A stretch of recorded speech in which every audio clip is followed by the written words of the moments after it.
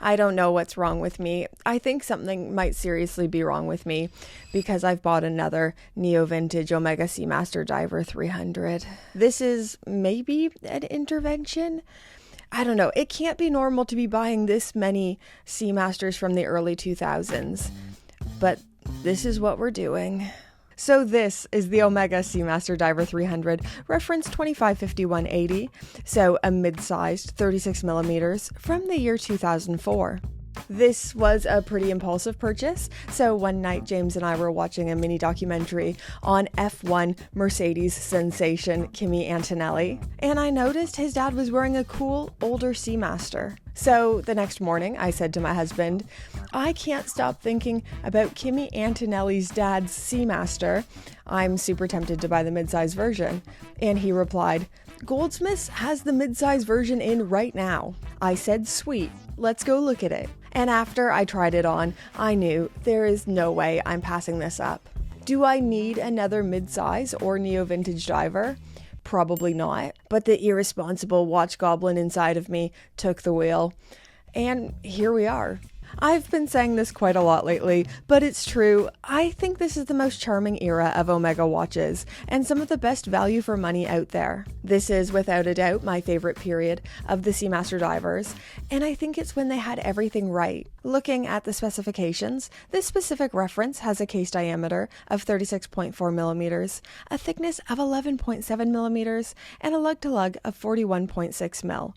But it does feel larger than that with the way the end links stick out. So, end link to end link, it is 47.1 millimeters, and you definitely feel that extra real estate when wearing. On the wrist, I think this is my favorite watch that I own. I absolutely love the way that it feels. For size reference, here it is on my 5.5-inch wrist versus my husband's 7-inch wrist. Honestly, this is one of those rare times where I like it equally on both of us. It's just a very different feeling. On my wrist, it wears like a 41 millimeter would wear on an average size wrist, whereas on my husband, it feels a bit small, but not in a bad way. It feels almost like a vintage men's watch. I actually really like this size on him, but I don't think most men would agree.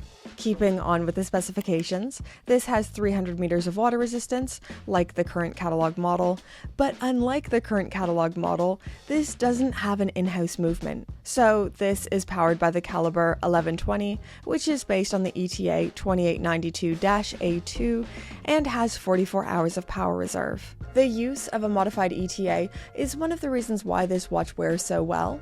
This era of the Seamaster is a lot slimmer than the current catalog models. In 2018, Omega released the 4th generation of the Seamaster Diver 300, which was a complete overhaul and the introduction of the Seamaster as we know it today, with one of the biggest changes being the movement, the caliber 8800, a fully in-house, MEDAS certified and coaxial escapement. This was, and still is, massive. I don't think we talk enough about how big of a risk it was for Omega to adopt this entirely new escapement system. But with coaxial comes a thickness trade-off. Because Omega is now married to coaxial, they aren't able to create the slimmer profile, more elegant wearing watches they used to produce. This is why I love the older models personally, but each person's preferences will be entirely subjective. I personally prefer a slimmer profile, and I just don't care about coaxial enough to sacrifice the wearing experience. But so many people love the modern variation. They love the chunkiness, they love the tool feeling, and the movement is a big selling feature. All the power to you. No one is right, no one is wrong. It takes all kinds of kinds. I always prefer something that's a bit more discreet, goes nicely under a cuff, something a bit more private, like how I use my virtual private network through Surfshark, who just so happened to be today's fabulous video sponsor. Oof, I really didn't like that transition. I'm so sorry, but I like Surfshark so much. So I've been using Surfshark since before they were a channel sponsor. I'll be using them long after. For the uninitiated, a VPN is a tool that allows you to place your device anywhere in the world, compare prices, block ads, and encrypts your internet activity. A VPN is basically like wearing online pants. They keep your private stuff private and secure when you step out into the cold, Wild West that is the internet. So when you're online, Surfshark encrypts your information, keeping your internet activity hidden from snoopers and trackers. For me, a VPN is absolutely essential. I travel a lot for work and for fun, so I use Surfshark's price discrimination features to help me find the best deals on planes, rental cars, and hotels, all that good stuff. They allow you to place your device anywhere in the world to compare prices. For example, if you're in Switzerland, you may find cheaper flights to New York by accessing the Hong Kong version of the Skyscanner website. I don't know why it works like that, but it does. Use Surfshark. Then, while I'm traveling, at some point I'll be using public Wi-Fi. And a VPN keeps my sensitive information safe and secure from unknown snoops because public Wi-Fi is almost never encrypted. On top of this, Surfshark Alert immediately lets you know if your email address appears in any breached online databases and protects your credit card information. Honestly, I find the internet really scary. I'm not a tech-savvy person, and I have a lot of sensitive information on it. So I'm really grateful to those who are tech-savvy who help me. If this sounds amazing to you, go click the link that is in my description, and my link comes with an extra 4 months of Surfshark for free and a 30-day money-back guarantee. Biggest thank you ever to Surfshark for sponsoring today's video. I feel like we should talk about the price because money matters. It's a very real obstacle and influence on what watches we're able to buy. So I absolutely overpaid for this. I did buy it through my authorized dealer, which usually comes with a higher price, but it did uniquely come with box and papers, and it's often hard to find both of those things for neo-vintage models. For me, it was just one of those moments where you go into the shop, you like it, you buy it, bing, bang, boom. And I think in our modern world, that's less and less common as more people shop online. So I paid £2,395 for this, which I would say is a couple £100 overpriced in my humble opinion. Another thing that I like about purchasing through the authorized dealer is that it comes with a warranty card for some peace of mind and knowing it is authentic. Now, when it comes to box and papers, different people have different views. I'm usually not too fussed for it. I have bought watches without box and papers, but my personal preference is always to have that documentation, if I can get it. Not only for authentication purposes, but they're just little time capsules, and I feel like the custodian of an object's history when I have all these little bits and bobs. I love seeing the old boxes and documentation, and the person who owned this before me clearly took good care in preserving these items because they're in very good form. Okay, stop talking about watch boxes, Brittany. No one cares. The biggest reason why I bought this is the design language. As I've already said, I prefer the neo-vintage Seamasters because I find the design language and execution so charming.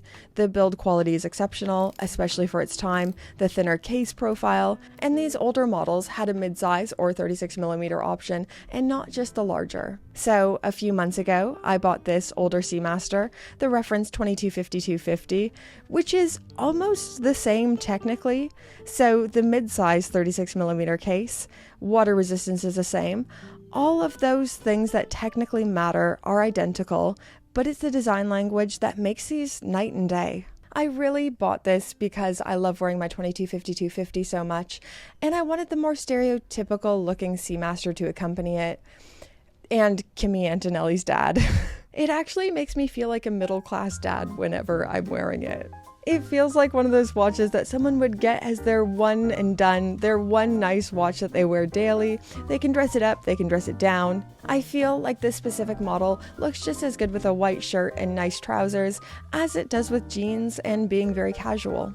I'm going to sound like a broken record here, but right now my life is toddler chaos. My house is a mess. My entire life is a disaster trying to keep a toddler from doing dangerous things. I just need quick and easy to choose watches. I need watches that I know will look good with whatever I end up wearing.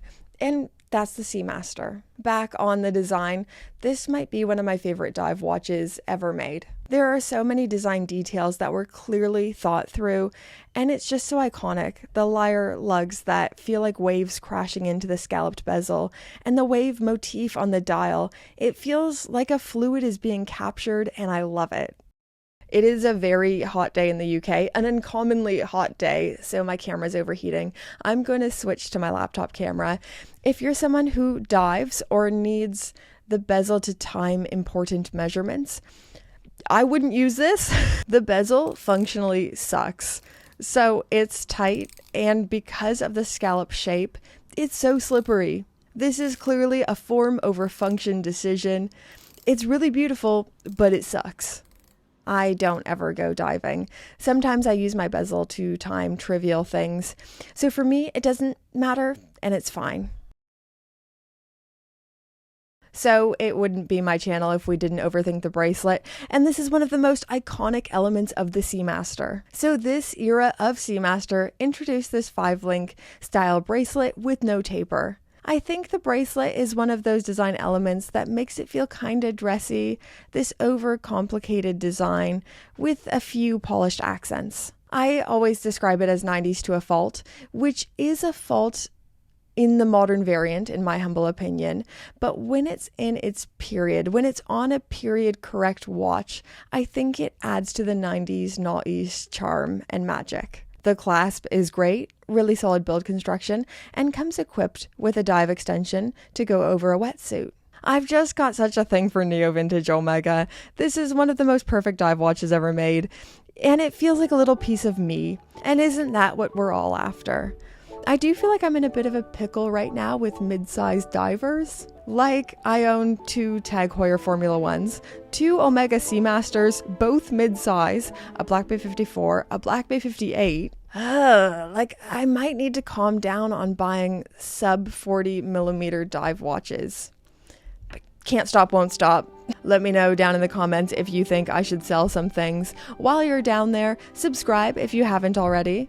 Thank you so much to Thank you so much to Surfshark for sponsoring this video, and thank you to you for your viewership, and thank you to the patrons and Pope tier patrons that keep this channel going. Get their names on the screen.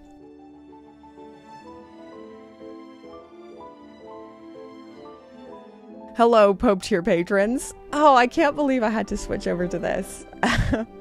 It's so hot here. And it's even hotter where I film because I've got the lights, we've got everything going on, so it does make the room really hot. But it's not about me, it's about you. It's about the fabulous people who sponsor my channel and they're patrons of my channel, and they really just keep it going. Thank you so, so much. Thank you all tier patrons, but the biggest thank you, the biggest shout out ever to the Pope tier patrons. I say it all the time, and it's true. I hope you keep enjoying the content we make here. I love making it, but even if you don't, even if you're like, you know what, Brit Pierce sucks, I'm never watching her videos again. I hope that you keep loving watches forever. They're fabulous, they're wonderful, and so are you. Okay, bye guys.